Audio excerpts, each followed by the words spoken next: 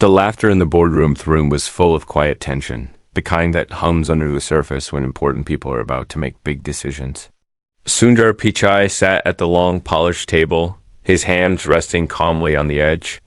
In front of him were pages of notes, diagrams, and a presentation that had taken weeks of sleepless nights to prepare.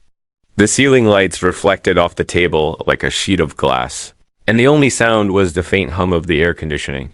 He had been here before, countless meetings, countless pitches, but something about today felt different. Maybe it was the way the CEO at the other end of the table was looking at him, leaning back in his chair with a smirk, tapping a pen slowly against his notebook. This CEO was a man who liked to be the smartest person in any room. He had built a fortune by making bold moves and crushing competition. People said he could smell weakness from across the room, and if he found it, he would tear you apart without a second thought. So, Sundar, the CEO said, his voice carrying a tone of casual arrogance. You've got this. Big plan you. Want to show us. I've heard a lot of ideas before, Some brilliant, some, let's just say, less than brilliant. A small ripple of chuckles moved through the room. Not loud, but enough to let Sundar know that everyone heard the sarcasm in the man's voice. Sundar smiled faintly, pretending not to notice. Yes, he said quietly. This plan is different. It's not just about profit. It's about the future, and it's about people. The CEO raised an eyebrow. People? Interesting choice of words for a business meeting. As Sundar began his presentation, he clicked to the first slide. A vision of a connected future, where technology solved problems instead of creating them. He spoke about sustainable systems, clean energy, and how innovation could actually serve communities rather than just shareholders. He explained how his strategy could grow profits while still protecting the planet and helping millions of people live better lives. But halfway through, as Sundar detailed a new approach to developing regions that had been left behind by big tech, the CEO suddenly chuckled. It wasn't just a polite laugh. It was sharp, dismissive, the kind of laugh that says, you're dreaming. Let me stop you right there, the CEO said, shaking his head. You're talking about building infrastructure in places where people barely have running water. Do you know how much money that would cost? Do you know how many years before you'd see a return? This isn't a charity, Sundar. This is business. And in business, the only thing that matters is the bottom line. The room went quiet. Sundar felt every pair of eyes on him, waiting to see how he would respond. He took a deep breath. With respect, sir, you're wrong, he said. Business isn't only about the bottom line. It's about vision and the companies that change. The ones people remember, are the ones that do more than chase quick profits. They build legacies. A couple of the younger executives glanced at each other, almost impressed by Sundar's calm tone. But the CEO just leaned back further, crossing his arms. Legacies don't pay the bills, he said with a smirk. No, Sundar replied. But they can build the kind of trust and loyalty that no amount of marketing can buy. There was a long pause.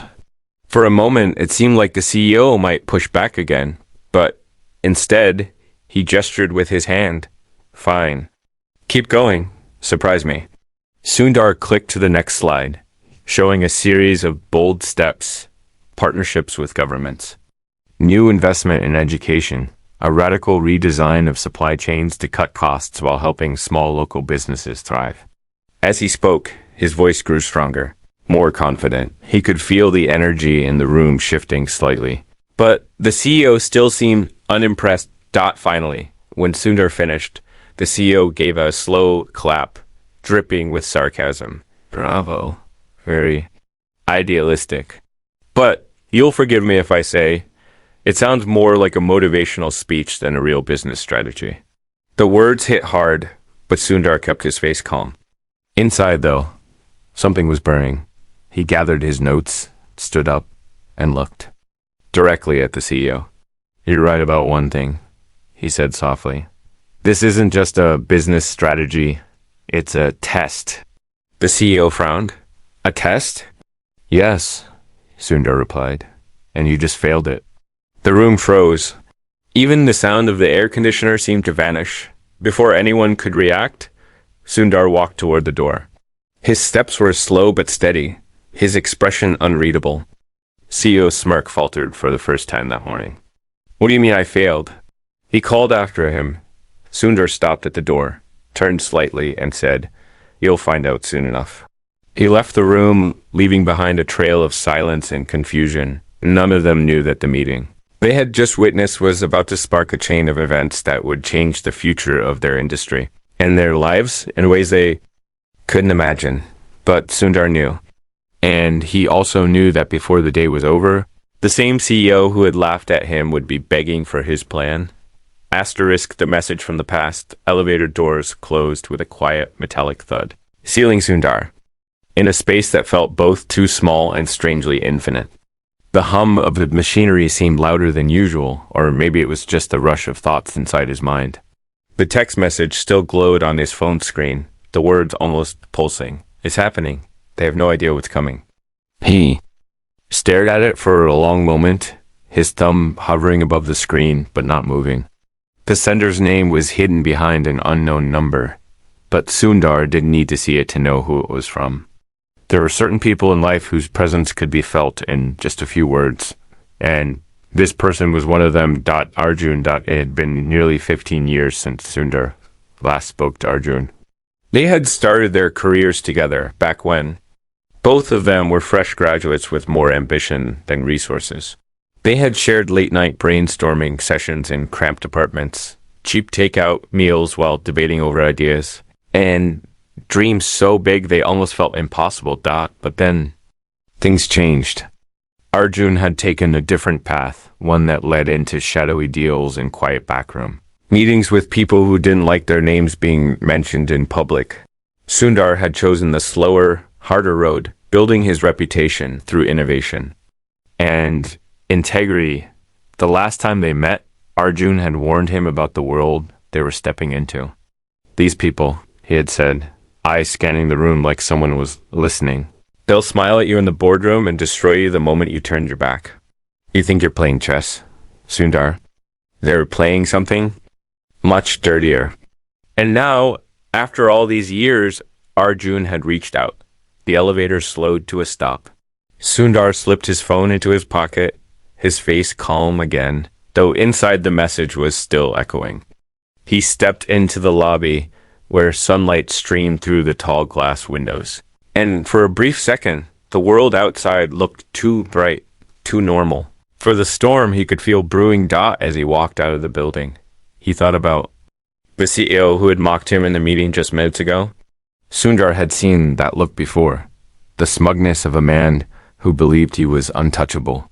But what the CEO didn't know was that his company was about to walk straight into a crisis that could either destroy them or force them to embrace the plan Sundar had offered. The car was waiting for him outside. As he slid into the back seat, his driver glanced at him in the mirror. Everything go well, sir? Sundar gave a small, non-committal smile. It went as expected, but as the car pulled into traffic, his phone buzzed again. Another message. From Arjun. This one was longer. They're making their move. Remember the project we talked about in 2010? It's back. And they're going to ruin it before it even launches. You need to move now. Sundar's grip on the phone tightened. The project from 2010? That was something most people had forgotten about or thought was abandoned.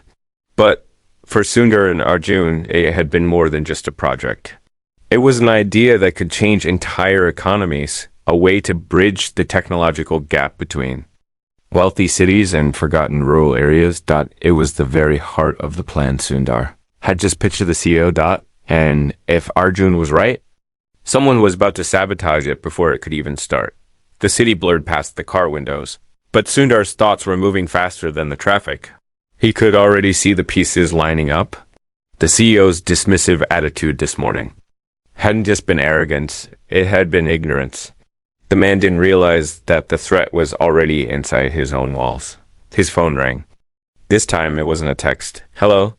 Sundar's voice was low. We don't have much time, Arjun said on the other end. His voice was the same as Sundar remembered, Quick, clipped, carrying the weight of someone who lived with constant urgency. I can't explain everything on the phone. Meet me tonight. Same place as before. Arjun, what are you saying? Who's behind this? You already know who, Arjun replied. The same people who laughed at you today. The line went dead. Sundar leaned back in his seat, staring out at the skyline. The CEO's face flashed in his mind, followed by the knowing smirk he'd worn during the meeting. This wasn't just about business anymore. It was about control. And if Arjun was right, the plan he had spent months refining was about to become a battlefield dot. When the car reached his office, Sundar didn't go inside. Instead, he told the driver to keep going. He needed time to think, to piece together the fragments of the past and the threats of the present. As the sun began to dip lower, the streets turned golden, and shadows stretched long across the pavement. Sundar knew one thing for certain.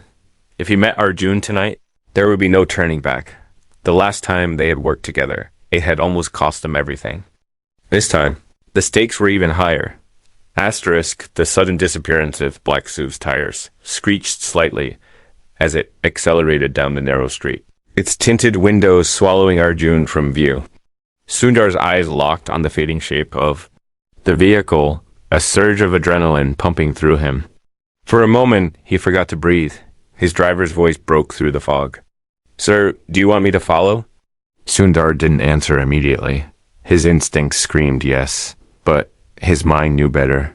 If those men were who he thought they were, chasing them blindly would be a mistake. These weren't petty criminals or impulsive amateurs. This was organized, calculated, the kind of move you only make when you know exactly who you're dealing with and how to cover your tracks that still. Sundar's voice came out steady. Follow, but keep a distance. The driver nodded, easing the car into motion. The city lights streaked across the windows as they wove through traffic, trailing the black SUV from several cars back. Sundar's thoughts raced. Arjun had been right. Something was moving beneath the surface. Something big enough for dangerous people to take action in broad daylight. And if they were willing to grab him off the street like that, it meant Arjun had gotten too close to the truth. Sundar's mind replayed the last conversation they'd had all those years ago. Arjun had warned him about the network. A web of silent agreements between certain corporate leaders, political players, and financiers who moved in shadows. Their goal wasn't to innovate or create. It was to control. They didn't care about markets, they cared about monopolies. And if Sundar's plan for connecting underdeveloped regions took off, it would disrupt the grip they held over certain industries. And now, that network had made its first move. The SUV turned abruptly onto a less crowded road, heading toward the outskirts of the city. The tall buildings gave way to dim warehouses and shuttered factories, their windows dark and lifeless. Sundar recognized the area. It was the kind of place where things happened quietly, away from curious eyes.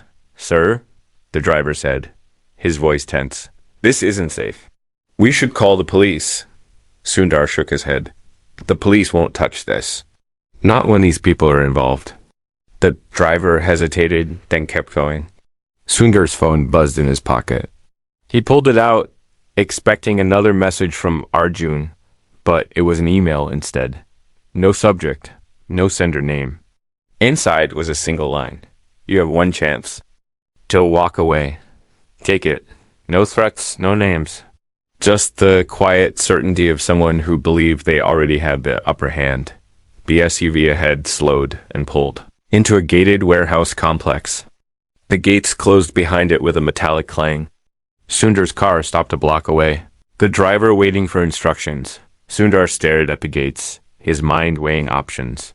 He could walk away now, pretend none of this happened, let the network do whatever it was planning. His life would stay safe. His career would stay intact. But if he did, he knew exactly what would happen. The project would die. Millions of people would stay disconnected from opportunity. And the same CEO who had laughed at him this morning would keep running things the old way, serving only the rich and powerful. That thought settled it. Double quotes, turn off the lights, Sundar said. We wait. For nearly an hour, they sat in the dark, watching the warehouse. The air felt heavier here, filled with the faint smell of oil and rust. Sundar's patience was wearing thin when finally the gates opened again. But this time, instead of the SUV, it was a small delivery van that emerged. The driver glanced at Sundar. Should we follow? Sundar hesitated, then nodded. They trailed the van through a maze of industrial roads until it stopped at another warehouse miles away. The van's driver got out, speaking briefly to a man in a black jacket before disappearing inside. And then Sundar saw it. A flash of movement in the shadows near the side of the building. It was Arjun. His hands were tied, but he was moving, almost running, being pushed by two men toward a side door. Sundar's heartbeat quickened.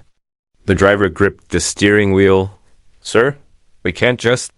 But Sundar was already reaching for the door handle. Stay here, he said. If I'm not back in 20 minutes, you know what to do. He stepped out into the cold night air, the quiet hum of the city far behind them. Every step toward the warehouse felt heavier, but his resolve was unshakable. He had no plan, no backup, just the knowledge that if he didn't act now, he might never see Arjun again. Asterisk face to face. With the anemeth cold metal pressed against the back of Sundar's neck, sent a shiver down his spine, though the night air was already icy. The voice behind him was low, controlled, the kind of voice that belonged to someone who never needed to shout to get what they wanted. Every instinct told him not to move too fast. Slowly, the voice said, hands where I can see them. Sundar raised his hands, feeling the weight of the moment settle over him like a thick blanket. In the silence, he could hear his own heartbeat, steady but loud in his ears. The faint hum of a distant streetlight buzzed somewhere above, and in the background, the sound of a door slamming echoed from the warehouse. Turn around. The voice ordered. He turned, and for the first time saw the man holding the gun. He was tall, dressed in dark clothing that seemed to blend into the shadows. His eyes were sharp, scanning Sundar with the precision of someone trained to read every movement. You've got, the man said.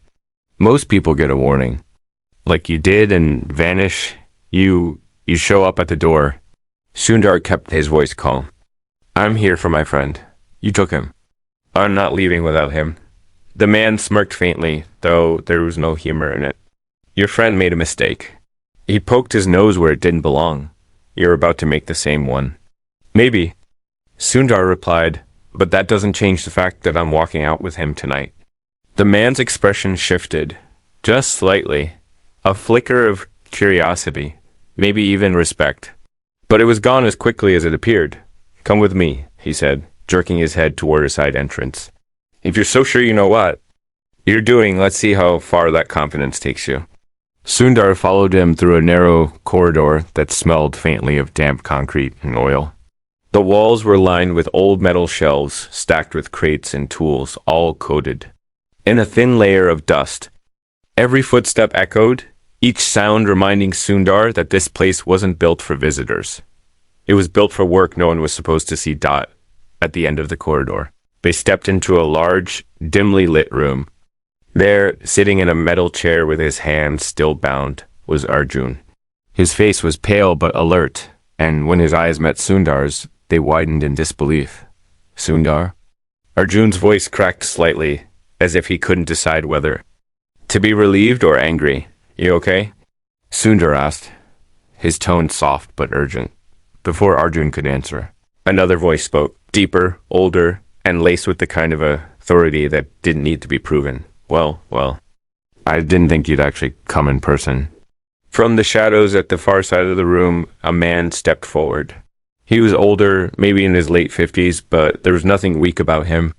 His posture was straight, his suit perfectly pressed, his eyes cold and calculating. Sundar recognized him immediately. It was Victor Harrison, the man who quietly sat on the boards of some of the largest companies in the world, including the one owned by the CEO who had laughed at Sundar. That morning, I thought you'd be smarter than this, Victor said, his voice smooth like polished stone. You've just walked into the lion's den without so much as a stick to defend yourself. I came to take my friend, Sundar replied, his gaze steady. and to tell you that whatever you're planning, it won't work. Victor chuckled, softly shaking his head. You still think this is about your little plan? You don't see the bigger picture. What you're proposing would dismantle years of control. The flow of money, the balance of power, all of it would shift. Do you really think people at the top are going to let that happen? Sundar stepped closer, ignoring the man with the gun still watching him from the side. Maybe they won't let it happen, but they won't be able to stop it either. Because once people see the truth, you can't unshow it. Victor's eyes narrowed slightly. Idealism is a dangerous thing in our world, Pichai. It gets you replaced. Or it changes everything, Sundar said quietly. There was a long pause. Victor studied him like a chess master looking at a board, trying to decide if the piece in front of him was worth removing now or later. Finally, he spoke again. You have 24 hours to walk away. You can keep your company, your position, your reputation, but you drop this project forever. If you don't, he glanced at Arjun, then back at Sundar. Let's just say your friend won't be the only one who disappears. The man with the gun stepped forward slightly, as if to escort Sundar out. But Sundar didn't move. Instead, he locked eyes with Arjun for a moment, silently communicating something that didn't need words. Then, in a calm, even voice, Sundar said, "See you in 24 hours." He turned and walked out, the gunman trailing a few steps behind until they reached the side door. The cold night air hit him again, and the warehouse lights faded behind him as he returned to the car. The driver didn't ask questions. He just started the engine. Inside the car, Sundar finally allowed himself a slow breath. He had one day to dismantle a network that had been built over decades. One day to save Arjun and protect. A plan that could change millions of lives. And he had no intention of wasting it. Racing against the clock, video replayed in Sundar's mind long after he closed it. Arjun's eyes in the grainy footage were more telling than the timer itself. They were sharp, alert, but with an edge of worry that only someone who knew him well could see. 24 hours wasn't just a deadline. It was a challenge. Victor wasn't bluffing. Sundar knew the kind of man he was dealing with. The kind who never wasted words. The kind who followed through on every threat. As the car moved silently through the night, Sundar sat back, his gaze fixed on the faint reflection of his own face in the window. Behind that reflection, the city lights flashed by in streaks of gold and white. He thought of all the people his plan could help. Children who would finally get access to quality education. Farmers who could connect to better markets. Small communities that could thrive without having to leave their homes. The weight of those faces pressed against him. Walking away was not an option. Take me to the office, Sundar finally told his driver. When they arrived, the building was nearly empty. Most of his staff had gone home hours ago, but a few lights still glowed on the top floor. Sundar took the elevator up and unlocked his private office. The large windows stretched across the skyline, but tonight the view meant nothing. The only thing that mattered was the plan. He began pulling files from drawers, spreading them across the desk. Data reports, partnership proposals, security protocols. He knew Victor's network had access to almost everything.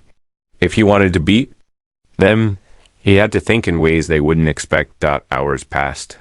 He called in a small, trusted team, people who had been with him for years, people who had no ties to the companies or figures aligned with Victor. When they arrived, their expressions were tense, but they didn't ask for the whole story. They knew if Sundar was calling them in the middle of the night, it was serious. We have less than 24 hours to secure this project, Sundar told them. By the end of tomorrow, it will either be untouchable or gone forever. One of them, a woman named Anita, who had been his head of security for nearly a decade, leaned forward. What's the move? Sundar explained quickly. They would move the core of the project's data to a secure, undisclosed location, a place that even Victor's network couldn't reach without exposing themselves. They would also accelerate the release of key parts of the plan to the public. making it harder for anyone to kill it quietly. But there was another layer, one he didn't share with the whole team. To truly protect the project and save Arjun, Sundar would need to get something on Victor, something that would force the man to back off. He had one idea. It was risky, dangerous even. But if it worked, it would flip the power dynamic entirely. By dawn, they had set up an encrypted network for transferring the files. Anita had arranged a digital trail that led in the wrong direction, making it look like the project data was being sent overseas. While Victor's people chased that lead, Sundar's real team would secure the actual location. But Sundar knew this wasn't enough. Victor didn't just want to kill the project. He wanted to break Sundar's resolve. The only way to stop him was to confront him again. This time, on Sundar's terms. He made a call to a contact in the government, someone who owed him a favor from years back. This man, Raj, had worked in international trade and had access to information about Victor's offshore dealings. If Sundar could get proof of anything illegal, he could force Victor to the table. By afternoon, Raj called back. "I have something," he said, his voice low. "But it's not the kind of thing you keep in an email. If you want it, you have to come to me. And you'll need to move fast. Someone else is looking for it too." Sundar didn't hesitate. "Send me the location." He left immediately, taking only a small laptop bag and his phone. The driver navigated through the city's midday traffic until they reached a quiet government building in an older part of town. Raj was waiting inside, holding a small black flash drive. "This is everything you need," Raj said. "Financial records, private communications, things that could end Victor's career if they went public. But you didn't get it from me." Sundar nodded, sliding the drive into his bag. "Thank you." He didn't notice the two men across the street watching him. Back in the car, he glanced at the countdown on his phone. 15 hours left. He had the leverage now, but leverage meant nothing if he couldn't reach Victor in time and secure Arjun's release. As the driver pulled into traffic, Sundar's phone buzzed again. It was another video from Victor. This time, it wasn't just Arjun. The camera panned to show a second chair. In it sat one of Sundar's junior engineers, a young man named Dev who had been working on the project's code. His face was pale, his hands tied just like Arjun's. Victor's voice came through again. "Seems your little team has been busy. Bring me the drive you just picked up and maybe both of them walk away. Maybe." The video ended. Sundar stared at the blank screen for a long moment. The leverage he'd just gotten might save the project, but now Victor had two hostages. The game had changed again. Asterisk, the final move, black SUV, in the mirror was like a shadow that refused to leave. Its tinted windows hid the faces inside, but Sundar didn't need to see them to know they were Victor's men. The slow, steady way it kept its distance told him this wasn't a random coincidence. They were waiting for him to make his next move. And they planned to be there when he did. His driver's grip on the wheel tightened. "What do we do, sir?" Sundar leaned forward, his eyes never leaving the mirror. "We don't lead them to the office, and we don't lead them to the safe location. Take the next left." The driver obeyed, weaving through side streets, cutting between small shops and crowded markets. But the SUV followed, always keeping just enough distance to avoid suspicion. Sundar could feel the clock in his head, 14 hours left, ticking louder with every passing second. He needed to think like Victor now. Not like a CEO, not like a strategist, but like someone who understood the rules of the underworld. Pulled out his phone and opened a secure messaging app. With quick fingers, he sent a short message to Anita. "Move phase 2 now. If I'm not back by morning, execute release plan." Phase 2 was the emergency failsafe. If Sundar didn't make it out, the project's entire blueprint would be leaked to trusted partners and journalists worldwide. Victor could silence a man, but he couldn't silence an idea that had already spread beyond his reach. The car took another turn, heading toward the old docks on the edge of the city. Sundar had chosen this route deliberately. The docks were quiet during the day, nearly deserted, with plenty of blind corners and abandoned warehouses. The SUV followed them into the empty streets lined with rusted shipping containers. Then Sundar gave the order. Stop the car. The driver hesitated. Sir, are you sure? Stop the car? As the vehicle rolled to a halt, Sundar opened the door and stepped out into the cool air. The silence here was different, thick, heavy, broken only by the distant cry of a seagull. The SUV slowed, then stopped about 30 feet away. Two men got out. One of them was the same gunman from the warehouse.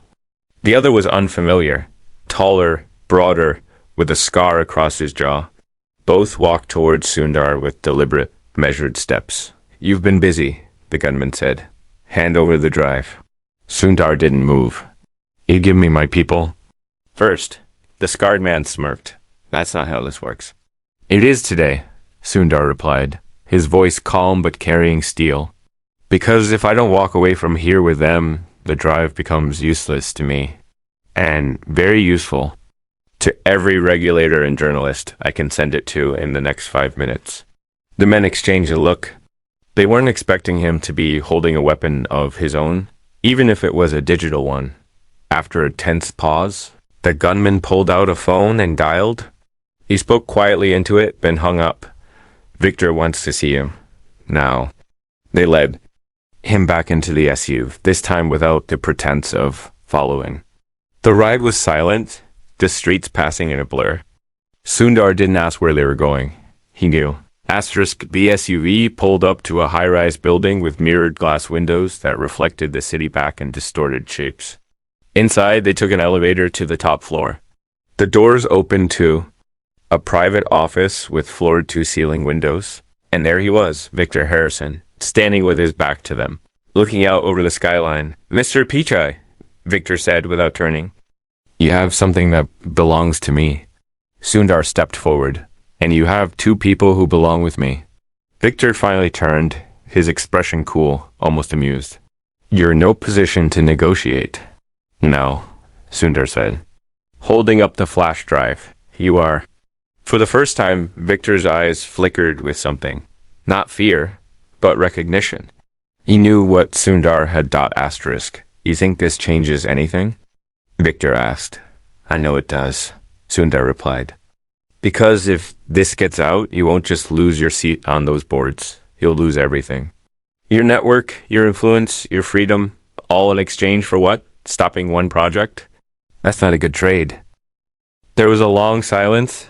Victor studied him like a man weighing the cost of a move on a chessboard. Then he raised a hand. The gunman left the room. A moment later, two guards entered with Arjun and Dev. Both looked shaken, but unharmed. You're smarter than I gave you credit for, Victor said. But smart men don't always live long in my world. Sundar didn't flinch. Good thing I don't plan to live in your world. They exchanged the hostages for the flash drive. Sundar handed it over without hesitation, but inside, he felt no loss. The real drive had been duplicated hours ago and stored safely beyond Victor's reach. As Sundar, Arjun, and Dev walked toward the elevator. Victor called after him. This isn't over. Pichai. Sundar glanced back. It is for you. They left the building and stepped into the warm afternoon light. For the first time in 24 hours, Sundar let himself breathe fully. Back at the office, Anita was waiting. Did it work? She asked. Sundar smiled faintly. The project is safe, and so are we. The next morning, the first phase of the plan launched publicly. Media outlets picked it up within hours. Communities that had been ignored for decades suddenly had the promise of connection, opportunity, and growth.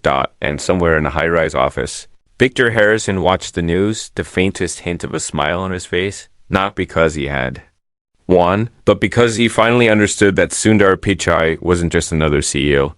He was a man who would risk everything for the people his vision could help, and that kind of man was impossible to control.